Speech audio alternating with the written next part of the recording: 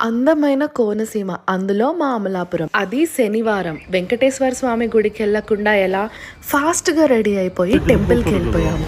ముందుగా వినాయకుడిని, సరస్వతీదేవి అమ్మవారిని దర్శించుకున్న తర్వాత గుడి లోపలికి వెళ్ళామన్నమాట. ఈరోజు శనివారం కాబట్టి ప్రదక్షిణాలు చేస్తున్నారు.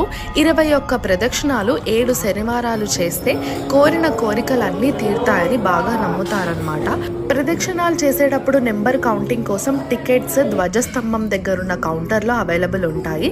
శనివారం కాబట్టి ఫ్రీ దర్శనం, ఇంకా 20 రూపీస్ టికెట్ దర్శనం కూడా అవైలబుల్ ఉంటుంది. మామూలు రోజుల్లో టికెట్ లేకుండానే గర్భగుడిలోకి దర్శనం చేసుకోవడానికి వెళ్ళొచ్చు అనమాట. అండ్ శనివారం ఇంకో స్పెషల్ ఏంటి అంటే ఇక్కడ ప్రసాదము చాలా చాలా బాగుంటుందన్నమాట. అండ్ ఇంకొక విషయం ఏంటంటే ఉయ్యాల జంపాల మూవీలో హీరోయిన్ గుడి చుట్టూ ప్రదక్షిణ చేస్తుంది కదా, అది ఈ గుడిలో. అమలాపురం వెళ్ళినప్పుడు ఈ టెంపుల్ని